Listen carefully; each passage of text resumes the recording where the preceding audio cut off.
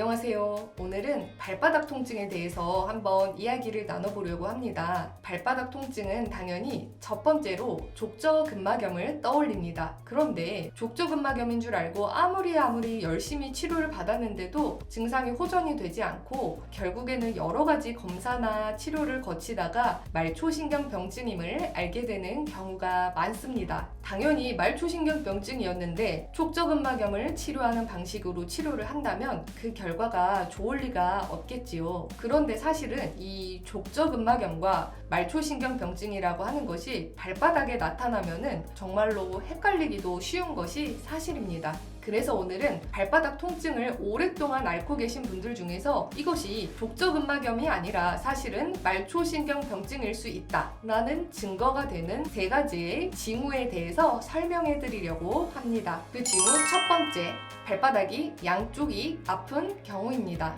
발바닥이 처음부터 양쪽이 다 아픈 경우에 족저근막염을 의심하는 경우는 거의 드물고요. 처음에 한쪽만 아프기 시작하다가 점점 시간이 지나면서 양쪽 발이 모두 다 아프게 되었다고 하시는 분들이 많으십니다. 이럴 때 본인의 활동량이나 생활습관 이런 것들을 한번 곰곰이 생각해 보셨으면 좋겠습니다. 활동량이나 생활 패턴이 정말 우연치 않게 심지어 남들이 잘 걸리지도 않는 족저근막염을 한쪽 발이 아니라 두 쪽 발에 모두 다 일어나게 할 만한 상황이 도대체 얼마나 있을까요? 솔직히 말씀드리면 흔하지 않은 것이 사실입니다. 따라서 본인의 발바닥 통증이 한쪽에만 있는 것이 아니라 양쪽에 있다면은 이때에는 다음에 말씀드리는 2가지의 조건을 조금 더 살펴보시면서 족저근막염이 아니라 말초신경병증일 수 있겠다고 고민해 보시면 좋을 듯 합니다. 그 다음 조건 두 번째, 바로 발바닥의 앞쪽면이 걷지 않는 순간에도 아픈 경우입니다. 이 손을 발바닥이라고 한번 연상을 해보면요, 발바닥의 움푹 패인 부분이나 아니면은 여기 뒤꿈치 부분이 아니라 바로 발가락 밑에 있는 여기 앞발바닥 부분, 발바닥 앞쪽 부분이 아픈 분들이 계십니다.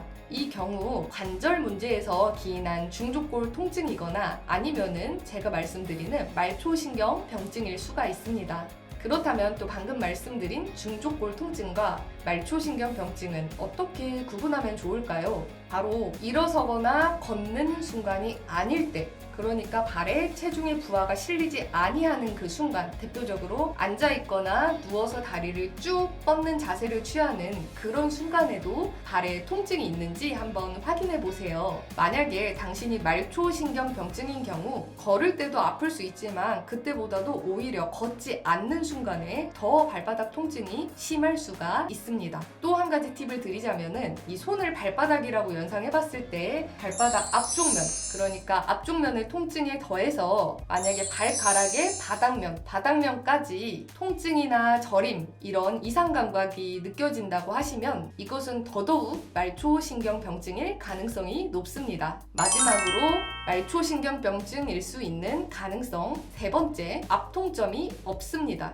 족저근막염의 경우 처음에 증상 범위가 좁았다가 점점 증상이 심해져서 범위가 넓어진다고 하더라도요, 아픈 부분을 양 엄지손가락으로 꼼꼼하게 눌러보다 보면 엄지손톱만한 크기의 아주 극심하게 아픈 앞통점이 분명하게 존재합니다. 그런데 만약에 말초신경병증이라고 한다면 이 앞통점을 찾기 위해서 아무리 본인의 발을 꼼꼼하게 눌러보아도 앞통점을 찾으실 수가 없을 것입니다.